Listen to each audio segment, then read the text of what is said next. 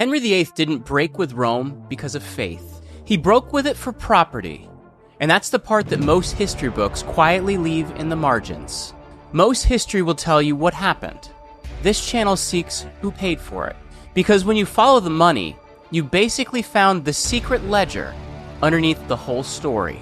Last episode we watched Henry VII build the machine.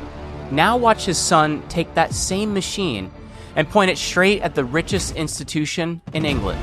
The myth is simple enough. Henry wanted a divorce.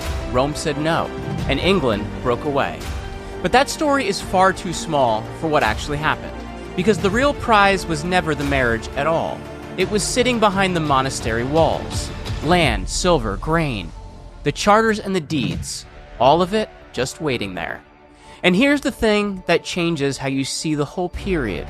Henry didn't need a revolution to take it. He needed paperwork. And Thomas Cromwell was the man who supplied it. Commissioners walked into the monasteries, measured the buildings, counted the plate, wrote down the rents, and quietly carried the entire church into the king's account books. So this was never only a religious break. It was a national seizure of assets. Run through what was basically an early administrative state. Henry VII built the engine, Cromwell found the target, and Henry VIII pulled the lever. They didn't just change the rules, they rewrote the rules so that the rules themselves would serve the seizure. By the end of this, the Reformation is going to look very different. You'll see the moment that belief quietly turned into property, and you'll see how a father's bureaucracy became the son's weapon. And once you've seen that, you won't be able to go back to thinking the break with Rome was ever faith alone.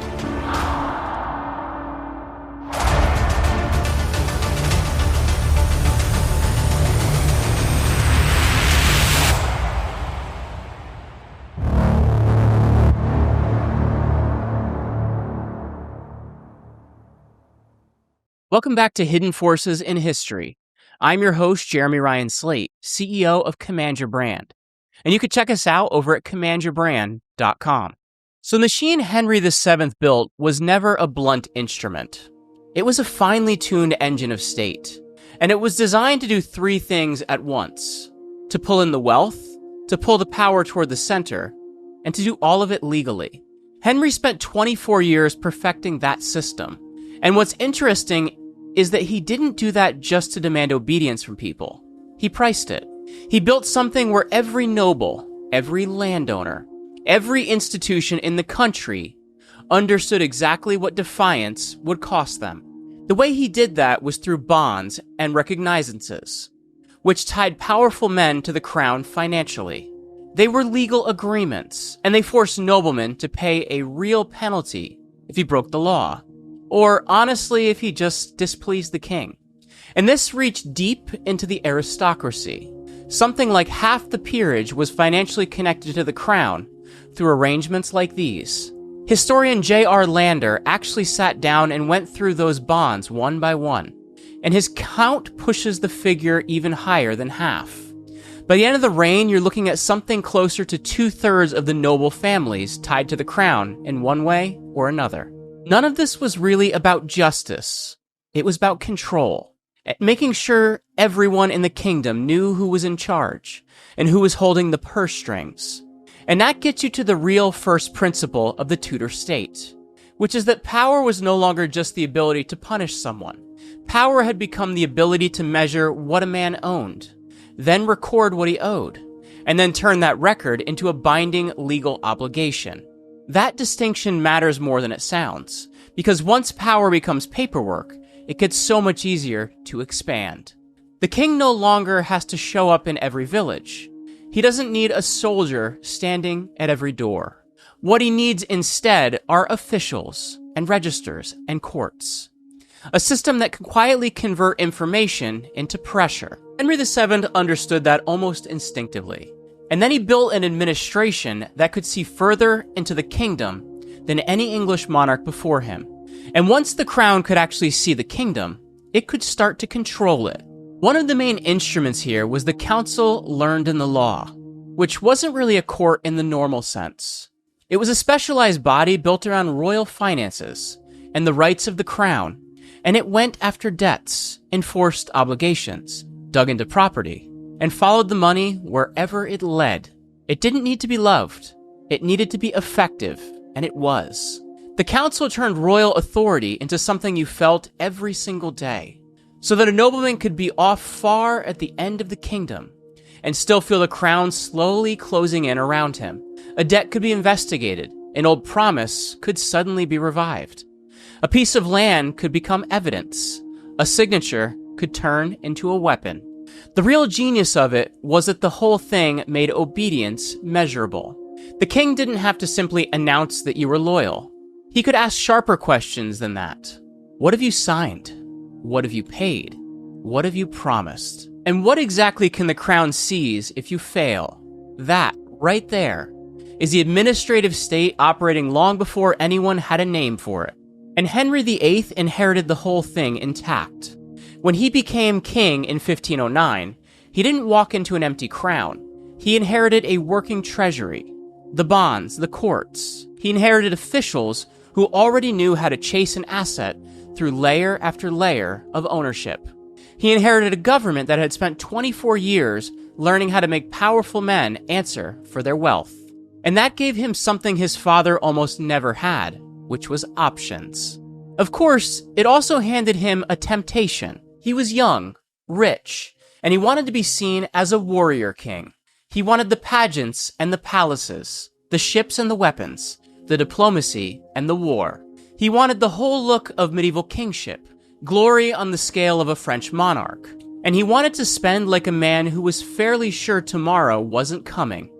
The trouble is that royal glory is expensive. War is expensive. Court life is expensive. Diplomacy is also expensive. And unlike his father, Henry VIII simply didn't have that same instinct for restraint. Where Henry VII had treated money as the foundation of his power, the son tended to treat it as fuel for the performance. And that difference was eventually going to turn into a crisis. So Henry spent heavily on campaigns against France, financed military expeditions, rewarded his allies, kept an extravagant court, built ships and fortifications, and staged exactly the kind of spectacle that convinced people the Tudor monarchy was strong. But spectacle burns through capital. And by the middle of the 1520s, the reserves his father had carefully piled up were under real pressure. The treasury had stopped being a bottomless reservoir. It was starting to become a problem. Running the government through all of this was Cardinal Thomas Wolsey. And Wolsey was genuinely brilliant, energetic, and one of the most capable administrators anywhere in Europe. He understood taxation, diplomacy, and he understood how to use royal authority to pull resources out of the country. And in a lot of ways, he was just continuing the system that Henry VII had set up. But Wolsey was struck with an impossible equation. Henry VIII wanted more money. The crown had less money. And the old sources of royal revenue simply weren't going to close the gap. The traditional land revenues couldn't keep up with the costs of modern war and royal display. Taxes were politically dangerous. Loans had their limits. And Parliament could vote money, but never without a negotiation attached. And then there was the church, which had wealth, an enormous amount of wealth. But the church also came wrapped in legal privileges, with its own courts, property, hierarchy, and its own direct line to Rome. All of that made it far more than a religious institution. It was really a parallel power system sitting inside England. Holding land the crown couldn't just walk in and claim, collecting its own income, keeping its own records, shaping local communities, running a whole network of institutions across the country that would educate people, feed them, employ them, and discipline them. The English church was never some decorative feature of the kingdom. It was one of the single largest economic structures inside of it. And that's when Henry's private problem turned into a constitutional crisis. He wanted his marriage to Catherine of Aragon annulled. He wanted a male heir. He wanted Anne Boleyn. And Rome flatly refused to give him the answer that he was demanding. Now, the usual version of the story stops right about here. King wants a divorce. Pope says no. King gets angry. England breaks with Rome. But the divorce was really only the trigger. The deeper opportunity was the discovery that the existing machinery of the crown could be swung around and aimed at the church itself. Henry didn't need to tear down the state. He just needed to point it in a new direction. And that's where Thomas Cromwell comes into the story. Cromwell came from a far lower social position than the men that usually made it inside the top of the government. He was a lawyer, a financier, a negotiator, a bureaucrat, someone who understood contracts and institutions and money at a level that most courtiers never did. He worked inside Wolsey's administration. He watched how information actually moved through government. He'd seen the crown turn legal language into financial pressure, and he understood what that Tudor machine could do once it was properly focused. And Cromwell saw something Henry hadn't quite grasped, which was that the problem was never that the king lacked power. The problem was that all the royal power had been aimed at the wrong target. So Cromwell's real achievement wasn't inventing state capacity. It was redeploying it. This is basically the argument that J.R. Elton made in The Tudor Revolution in the Government. That Cromwell engineered in the 1530s was a genuine bureaucratic transformation, a shift away from a monarchy run out of the royal household toward one run through dependence and records.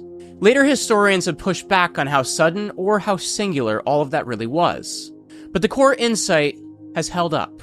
Cromwell was reorganizing the machinery of the state, not just grabbing loot. He took a system built to discipline nobility and extended it to discipline the church. He took methods designed to measure obligations and turned them into land, buildings, rents, silver, grain, livestock, clerical income, all of it. He took a religious crisis and quietly reframed it as a problem of administration. And that reframing was the whole breakthrough, because the question changed. It stopped being, is the king allowed to control the church? And it became something colder and more practical. How much does the church actually own? How is it organized? Which houses are legally vulnerable? What can be transferred? What can be sold? What can be kept? And what can be converted straight into royal revenue? Once you're asking questions like that, the Reformation has become an accounting exercise. A dangerous one, obviously, but an accounting exercise all the same. The legal machinery came first. The Act in Restraint of Appeals cut off appeals from the English courts to Rome, and the principle behind it was simple, that England was itself an empire, and its legal cases weren't supposed to leave the kingdom, which meant the crown now controlled the jurisdiction, and the crown controlled the process. So if a case happened to involve the king's marriage, Rome could no longer act as the final legal authority inside England at all. After that came the Act of Succession, which nailed down the legal consequences of Henry's new marriage, and the Act of Supremacy, which formally made the king the supreme head of the Church of England. Each of these acts rewired the constitutional relationship between crown and church, and yet the form of it all stayed reassuringly familiar. Parliament debated, officials drafted, lawyers reviewed, royal assessment finished the job, and it didn't look like a revolution out in the street. It looked like ordinary government, and that was precisely the point. The most effective revolutions tend to arrive dressed in the clothing of procedure. They use the institutions that already exist. They keep the familiar language, and they slip the radical change inside perfectly ordinary documents. People can sense the world is shifting under them, but by the time they grasp the real scale of the legal structure, it's already locked in place. Cromwell understood that better than almost anyone alive in England. He didn't need to convince every person that this new order was spiritually correct. He just needed to make it legally enforceable, which is a completely different job. Cranmer supplied the theological justification. Cromwell supplied the administration. Parliament supplied the statutory authority. And Henry, well, he supplied the force sitting at the center of all of it. Put those together, and you get a system where the church could be pried away from Rome without anyone first having to physically destroy it. And notice the sequence, because it's careful. The legal separation came before the full financial seizure. The crown first established the right to govern, then the right to inspect, and only then the right to take. The order was critical, because seizing an asset gets much easier once you've reclassified it first. A monastery that used to be a religious house can now be described as a royal resource. A payment that used to travel to Rome can be redefined as a debt owed to the crown. Land that belonged to a religious institution quietly becomes crown land, and a building full of monks becomes a property transaction. The language shifts first, and then the ownership shifts right behind it. And that's really the mechanics of power in miniature. You change the legal category, then you change who has the authority over that category. Then you change where the money ends up going. The monasteries were the largest test of all of this. England was full of religious houses, hundreds of them, and they varied enormously. Some of them were powerful institutions sitting on huge estates, and others were tiny houses supporting only a handful of monks or nuns. Some ran schools, some handed out charity, some kept hospitals going, and plenty of them owned farmland and mills and fisheries, and workshops and rental properties. They were not all the same, but they did share one feature that mattered above everything else, which is that they controlled assets that you could measure. And the moment something can be measured, it can be ranked, and the moment it can be ranked, it can be targeted. The first big move was the Valor Ecclesiasticus of 1535. The name sounds dry, and honestly, that's exactly why it matters. Because the most consequential acts of power often hide behind the most technical names.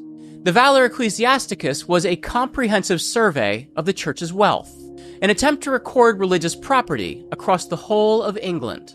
And historians will often point out that it was the most sweeping inventory of England since the Domesday Book back in 1086. The crown hadn't tried to see the entire kingdom this clearly in 4.5 centuries. Lands, rents, buildings, income, livestock equipment, precious objects, and obligation. Anything that could be turned into a number became a number. This wasn't some spontaneous grab. It was an audit. And an audit does more than describe reality. It builds a map of reality that the government can then act on. For that survey, the church's wealth was scattered across hundreds of separate institutions, local and fragmented, and protected mostly by tradition. After the survey, all of it could suddenly be read as a single national balance sheet, a total, a target, an opportunity. So the same administrative instinct that Henry VII had once aimed at his nobles was now being turned on the abbeys and priories. Officials walked into the religious houses, asked their questions, went through the accounts, inspected the buildings, wrote down the possessions, and compared the income being reported against whatever actually seemed to be on the ground. And their reports weren't really asking whether the monks were living moral lives. They were asking whether the institution was financially productive, whether it was large or small, whether it could be dissolved, whether its assets could be moved. Religious life was being translated into administrative categories. So the monastery was no longer being judged by prayer. It was being judged by revenue. And that single shift changed everything that followed. In 1536, Parliament passed legislation aimed at the smaller monasteries, and the state justification was reform. The little houses got painted as corrupt, or insufficient, or simply unable to keep up proper religious standards. Some of those criticisms were real, some of them were exaggerated, and a lot of them were just politically useful. But the category itself, the idea of the small monastery, created a legal opening, because now the crown could argue it wasn't attacking the whole church at all. It was correcting abuses, closing down houses that had supposedly failed, starting with the weakest institutions in the country. And strategically, that was very smart, because the first seizure almost never goes after the strongest opponent. It goes after the one whose defense is easiest to pick apart. Small houses had fewer resources and fewer political allies. They were far less able to fight off inspectors, and their closures could be presented as something limited and modest. Just reform. Just a bit of housekeeping. Except the mechanism never actually stayed limited. Once the legal principle was accepted, the target could quietly widen. The crown had now established that a religious house could be inspected, judged, and shut down by royal authority. So the question was no longer whether the crown had any right to intervene. The only question left was how many houses would end up being included. And that's how administrative power tends to grow. A temporary exception hardens into a precedent. The precedent becomes a category. The category becomes a system. And eventually the system starts operating well past whatever justification it was born from. The pilgrimage of grace is where the danger of all of this broke into the open. In 1536, resistance spreads right across the north of England. The rebels were against the religious changes. They objected to the suppression of the monasteries. They were frightened of watching their traditional communities torn apart. And they directly challenged both Cromwell and the whole direction that the crown was heading. This wasn't just a theological protest. It was a political reaction to losing institutions that people actually depended on. For centuries, those monasteries had been woven into the economic and social fabric of their regions. They employed people, handed out charity, provided food, kept up the roads and the buildings. They held land and held local relationships together. So when the crown closed them, ordinary people didn't experience that as some extract constitutional adjustment. They experienced it as the removal of something that had been standing in their community for generations. That rebellion became one of the most serious threats that Henry faced in his entire reign. And in raw numbers, it was the biggest. The rebel host that gathered in the north ran something like 30,000 men, which was far more than the king could put in the field against them on short notice. And that's exactly why the crown reached for negotiation before it reached for force. So the crown negotiated. It promised pardons. It suggested that grievances would be heard, and then it simply waited. And once the threat had cooled and the men had gone home, the government moved. Leaders were arrested, the trials came, and the execution came after the trials. The lesson underneath that was hard to miss, because the crown could offer mercy as a temporary instrument, while keeping its final authority purely coercive. The state could grant a pardon, and the state could withdraw the pardon. The state could define what was counted as rebellion, and define what counted as loyalty. The same administrative machine that could catalog monastic property could just as easily catalog the name as rebels. And the same legal process that transferred land could transfer life and death straight into the hands of the crown. Which is really why you can't understand the Reformation as only a class of ideas. The ideas mattered, religion mattered, but the ability to actually enforce an idea depended on institutions. It depended on records, courts, and on officials who could ride out into local communities and make royal policy something real and physical. The crown never needed every person in England to personally agree with the Reformation. It just needed enough people to comply with the new legal order, and that's a very different standard. Belief is hard to measure. Compliance is easy. A person can privately reject the whole thing, but once the land has been transferred and the monastery closed, the oath administered and a legal appeal blocked. That private disagreement stops mattering to the system, which points you towards the next principle, that a government doesn't actually need to control every mind, as long as it controls the institutions that shape people's daily lives. By 1539, the crown had turned on larger monasteries, and that earlier distinction between small houses and great houses had quietly dissolved. The opening justification had already done its work. The system had gathered its information, tested how much resistance it would meet, and established its legal authority. So now, it could simply expand. The great abbeys weren't just religious monuments. They were economic centers. The estates generated income. Their building held valuable materials. Their churches held silver and gold. Their archives held charters and records. Their lands controlled real agriculture production. And their standing in local society made them genuinely powerful. So when they were dissolved, the crown wasn't only removing a religious institution, it was removing a competing economic network and pulling all of that network's assets into the reach of royal administration. And to actually handle the scale of that transfer, the government set up the Court of Augmentations in 1536. This was a purpose-built department whose whole job was managing the wealth taken from the monasteries. And that detail is really easy to skip past, but it tells you exactly what the government was expecting. It expected the seizure to be large. It expected the process to keep going. and it expected all those assets to need ongoing management long after religious houses themselves were gone. This was never a pile of loot sitting in a room somewhere. It was a portfolio made up of estates and rents and leases, and buildings and debts and agricultural resources and movable goods. The Court of Augmentations recorded the property, valued it, managed it, collected revenue off of it, and prepared assets for sale or transfer. It took confiscation and turned it into administration. And that's really the moment where the whole operation becomes visible for what it is. The Reformation wasn't only a declaration of spiritual independence. It was also the creation of a brand new state department built to handle confiscated wealth.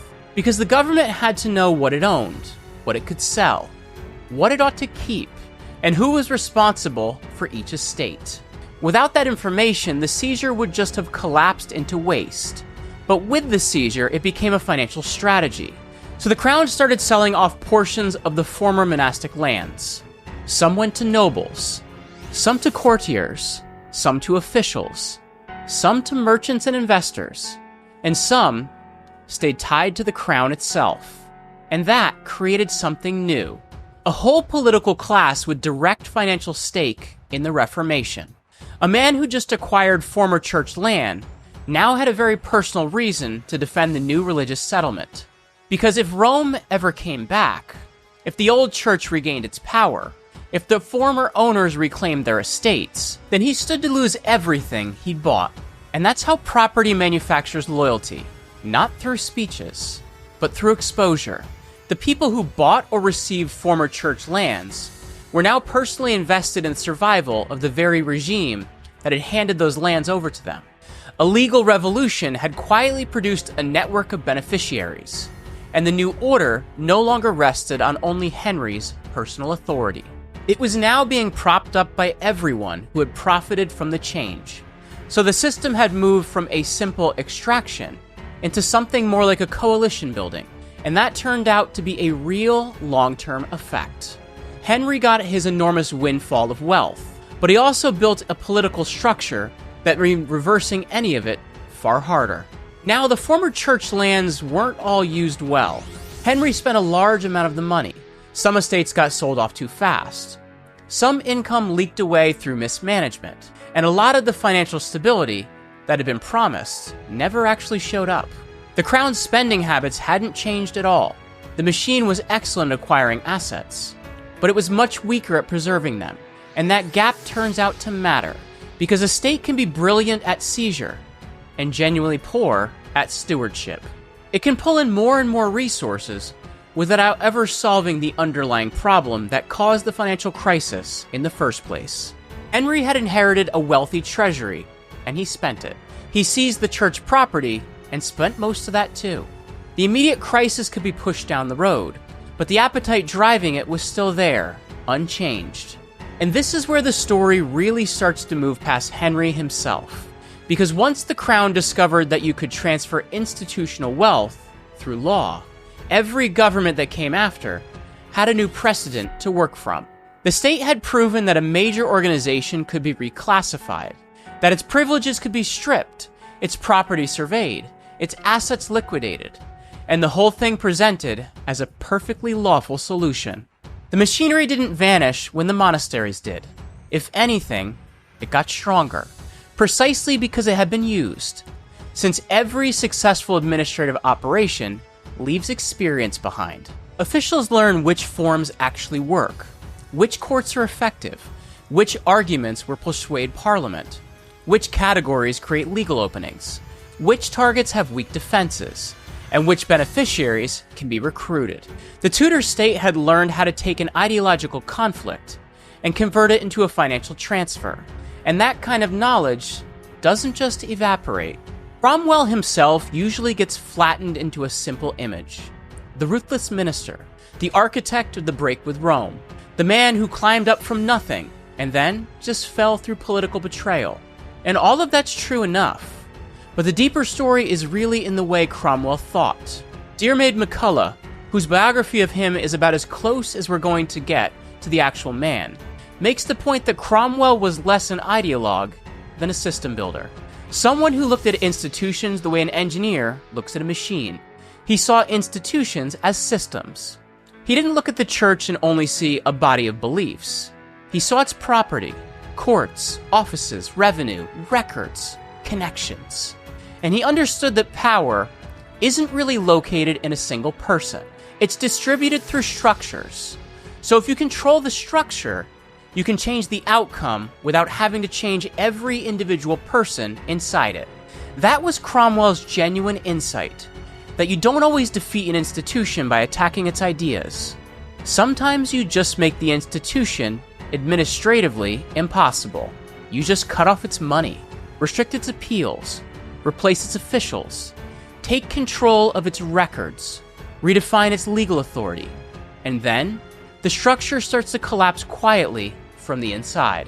Which is exactly why the conflict with the church was so revealing, because it showed what the Tudor state could actually do once ideology and law and finance all started pulling in the same direction.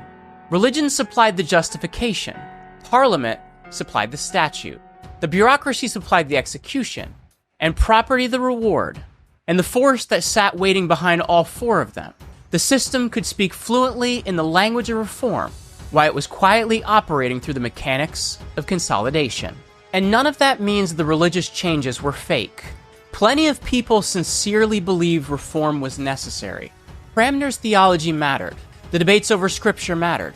The changing liturgy mattered. The whole conflict over authority also mattered. But sincere belief and material interests can be run side by side. A reform can be spiritually motivated and politically useful at the exact same time. The fact that people believed doesn't mean nobody profited, and the fact that people profited doesn't mean nobody believed. History gets distorted the moment we try to force a complicated event into one clean motive. So the more revealing question isn't whether really Henry was religious or greedy. The more useful question is what his government made possible, and what kind of system could take a religious dispute and convert it into a permanent transfer of property. And the answer runs straight back to the machinery that Henry VII built.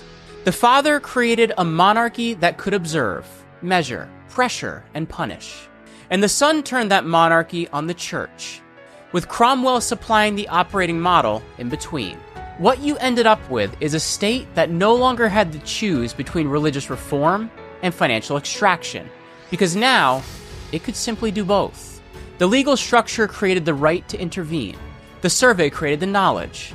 The courts created the administrative capacity. The executions created the fear. The land sales created the beneficiaries. And those beneficiaries then helped to hold the whole settlement in place. That's the full chain, and it's worth sitting with, because it was never just a divorce, or a theological argument, or just an angry king. It was a chain that ran from centralized information into legal reclassification, to institutional seizure, to asset management, to political distortion, and finally, into a permanent coalition with a stake in the result. That was the Playbook. And the Playbook did not stop in the 16th century, which is the part that should really get your attention. Same Playbook, different century. Modern governments obviously don't walk into monasteries and count the silver plate anymore. They use audits and licenses, regulatory classifications and tax codes, emergency powers and compliance systems. But watch the shape of it. They identify an institution. They describe it as dangerous or inefficient or corrupt or obsolete. They commission a review, and the review produces a record. And the record becomes the legal basis for intervention. And the intervention creates a new ownership structure. The vocabulary changes completely. While the mechanics stay perfectly recognizable, information comes first, authority second. The transfer of assets comes third. Public justification wraps around the whole thing. And afterward, the people who benefited from the new arrangement are the ones who defend it.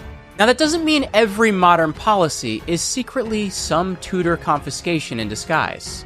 And the comparison was never about pretending all governments are identical. It's about noticing a pattern that keeps reoccurring. When a state genuinely wants to consolidate power, it rarely opens by announcing its final objective. It opens by measuring, by classifying, by describing the target as a problem that supposedly just needs some technical management. The language always sounds neutral, even when the process underneath it isn't. And the English Reformation gives us one of the clearest examples that we have, for one simple reason, which is that the documents survived. The surveys, the statutes, the financial records, the property transfers, even the names. So we can actually watch the machinery operating. We can watch a vast network of institutions turn into a balance sheet, watch that balance sheet turn into a legal chain, watch that legal chain turn into a transfer of land, and then watch that transfer produce a whole new political order. That's exactly why the administrative details matter so much. The details aren't background to the story. They basically are the story. The monastery didn't vanish because someone woke up one morning and simply decided it shouldn't exist anymore. It vanished because an authority was created to inspect it, because a category was created to condemn it, because a statute was created to dissolve it, because officials were sent out to inventory it, because courts were built to process the property, because the assets got redirected, because the beneficiaries got rewarded, because in the end, the resistance was defeated. The whole process was human and political and genuinely violent, but it was also bureaucratic. And that specific combination made it so effective. Henry didn't personally have to manage every seizure. He didn't have to know every rent roll or inspect every abbey. He needed a system that could act in his name, and the crown became the center of expanding a network doing exactly that. Officials carried royal authority into local spaces. Documents turned decisions into commands, and records let the center watch over the edges. The machinery produced the distance, and that distance is what made the power so much easier to exercise. Because a king who personally seizes land looks like a predator, while the department that just administers property just looks like government. The end result can be almost identical, but the public image is completely different. And that difference is what protects the system. By the time the dissolution was finished, England hadn't merely switched its religious alliance. It had gone through a massive reorganization of land and power. The old church had lost its independent economic base. The crown had gained both wealth and authority. The nobility had gained fresh opportunities, and a whole new class of owners had gained concrete reasons to defend the settlement. The local social order had been badly disrupted, and the religious map of the country had been rewritten. And the Tudor state had proven it could do something genuinely extraordinary, which was to take a constitutional crisis and turn it into a national seizure of assets, to describe that seizure as reform, and to make Parliament a full participant in the process, and to keep law looking like it stood above the action, while it was quietly used to carry out that same action. So power doesn't always show up as a sword. Sometimes it shows up as a form, or a commission, or a surveyor walking with a ledger under his arm. And sometimes the most dangerous question in the whole of history isn't who believes what, it's who is counting. Because the person doing the counting may already be preparing the transfer. The English Reformation started as a dispute over authority, and it ended as a new distribution of wealth. And the gap between those two things got filled, quietly, by administration. Henry VII built the system to control the nobility. Henry VIII used it to break the church. Cromwell converted the crisis into an operation. Cranmer supplied a new theological language. Parliament supplied the legal force. The court of Augmentations processed the gains. And the beneficiaries, well, those locked in the future. And the old institutional order never came back. This was never only an English religious problem.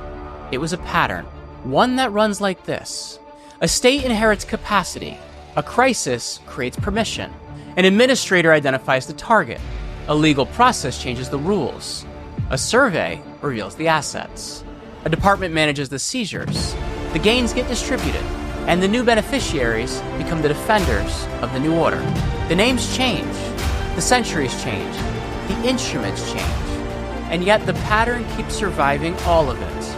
And that's really the ledger sitting underneath the Reformation. It wasn't just faith alone, and it wasn't just greed alone. It was mechanics. A state that had been built to measure power was eventually used to seize it. Because the crown didn't simply break with Rome. It absorbed the infrastructure that Rome had once represented inside England. It didn't just remove an authority. It replaced one system with another. The church had once connected English institutions to a much wider spiritual and legal world. And after the Reformation, the crown was standing right at the center of everything instead. The king controlled the appointment of the bishops, controlled the legal relationship, controlled where the revenues went, and now could control supremacy over the very institution that had once challenged royal supremacy. The result was much more than religious independence. It was institutional centralization. The church had been pulled inside the state, and once the church was inside the state, its wealth became available to the state, and that's the point where the whole system reached its full expression. The state wasn't just controlling belief anymore. It was controlling the machinery through which belief itself got organized. And that's a far deeper form of power. The last mistake here is to imagine that the bureaucracy is passive, because it isn't. A ledger can preserve an institution, and a ledger just as easily can dismantle one. A court can protect property, and a court can change who owns it. A survey can reveal injustice, and a survey can reveal an opportunity. A department can deliver services, and a department can manage a confiscation. The instrument itself isn't automatically moral or immoral.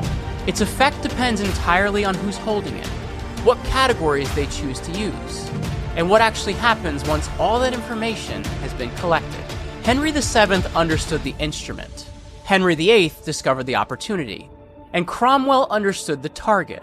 And between the three of them, they demonstrated just how much administrative statecraft could accomplish. The myth tells you the Reformation was a spiritual earthquake, but the mechanics show you something more precise. It was a spiritual argument carried through a financial machine, a constitutional break executed through paperwork, a religious transformation that also happened to produce one of the largest transfers of property in English history. And that's really why the English Reformation still matters. Not because it gives us one more story about a famous king, but because it shows us how systems behave under pressure. When a government hits a political crisis, it goes looking for capacity. When it hits a financial crisis, it goes looking for assets. When it runs into resistance, it goes looking for law. And when it wants new order to actually survive, it goes looking for beneficiaries. Henry VIII found all four. He inherited the capacity. He needed the assets. He used the law. And he created the beneficiaries. And everything after that was just execution. So the Reformation wasn't only a change in what England believed. It was a change in who owned England. And that's the real difference between a religious event and a power event. One of them changes doctrine, and the other changes the structure sitting underneath the doctrine. The crown gained, the church lost. The nobility adapted, the bureaucrats advanced. And the public was left to live with the consequences. And the ledger closed over a world that could never quite be restored. The machine had done its work. It had taken information and turned it into authority. And taken that authority and turned it into property. And turned property into political loyalty. And that's usually how institutions actually disappear. Not all at once. And not always through open violence. But one document at a time. One inspection at a time. One legal category at a time. One transfer of land at a time. Until the old world only survives in records kept by the people who won. This was never just Henry VIII's divorce. It was Henry VII's system finally reaching its logical conclusion. It was the moment a bureaucratic monarchy realized the richest institution in the entire kingdom could be taken apart with the same tools it had just built to discipline its own nobles. The target changed, but the machine didn't. Same playbook, different century. And once you actually see that, the Reformation stops looking like some isolated religious rupture and starts looking like a case study in how states weaponize information, how crises expand executive power, how law can turn a one-time exception into a permanent system, how moral language can travel right alongside material extraction, and how redistributing a country's assets can create a political order strong enough to defend itself. So the question was never really Henry believed in reform. The question is whether reform could have ever reached its final form without the machinery of the crown behind it. And the honest answer is no. Without the survey, there's no complete map. Without the statuses, there's no authority. Without the courts, there's no process. Without the officials, there's no execution. Without the seizures, there's no wealth transfer. And without the beneficiaries, there's no durable settlement. The Reformation needed all of it. Faith may have opened the door, but it was the administration that walked through it. And right behind the administration came the ledger. Which brings us to the ledger today. Every age has its own preferred language for power. The Tudors reached for words like supremacy and reform, jurisdiction and correction. Modern governments reach for compliance and security, efficiency and modernization, emergency and management. The languages keep changing, and yet the consequence can still say strangely familiar. First, you define the crisis. Then you identify the institution supposedly responsible for it. Then you gather information about the institution. Place the information inside a legal framework. Transfer the control. Reward the people who benefit from the control. The public sees the justification, while the insiders understand the mechanics. That's exactly why history matters. Because it gives us enough distance to actually see the structure, to separate the explanation from the operation, and to ask what really happened after the speeches were over. Who gained the land? Who gained the revenue? Who gained the offices? Who gained the authority? And who lost the ability to resist? That's always where the real story begins. Because power isn't finally revealed by what ledgers say. They're actually protecting. It's revealed by what changes hands once the protecting is done. Henry VIII said he was defending the independence of the English church. And he was. He also happened to acquire control over that church's property. He said he was correcting religious abuses. And he was. He also dissolved institutions that transferred their assets. He said he was defending the realm. And he was. He also built himself a stronger monarchy than he'd once inherited. All of those statements can be true at once. And that's precisely what makes power so hard to analyze. Because public justification and private mechanics aren't always opposites. Very often they reinforce each other. A government can genuinely believe its own language while still profiting from the operation. A reform can be sincere and extractive. A legal process can be valid and coercive. A religious transformation can be spiritually meaningful and financially profitable, all at the same time. History gets clearer the moment we stop demanding one single motive to explain everything, and start asking instead, what system actually rewarded, what made it possible, and what could never have happened without it, and who had the capacity to carry it all out. In the case of Henry VIII, the answer is pretty clear. The king inherited a machine. The crisis pointed it at the church. The administration turned that church into a ledger, and the ledger became the new political order. That was the hidden force underneath the Reformation. Not one man, not one argument, but a system. And systems are what tend to outlive the people who create them. Henry is gone. Cromwell is gone. The monasteries are gone. The administrative lesson is still sitting right there. If a state can measure an institution, it can regulate it. If it can regulate it, it can redefine it. If it can redefine it, it can control it. And if it can control it, it can decide what happens to everything that institution owns. That's the real architecture of power. And this was never a Tudor problem. It's a pattern. And the same pattern keeps resurfacing whenever a government hits a crisis. And it discovers that its strongest weapon isn't force at all. Its strongest weapon is the ability to turn information into authority, authority into law, law into ownership, and ownership into loyalty. The crown didn't simply seize the church. It made the seizure look like a natural outcome of a legal process.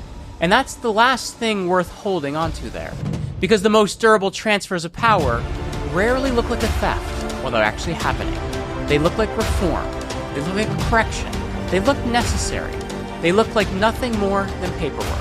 And by the time the paperwork is finally complete, the world is already quietly changed hands.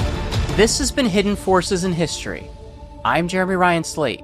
Please like this video, leave us a comment, And smash that subscribe button if you want more Hidden Forces in History.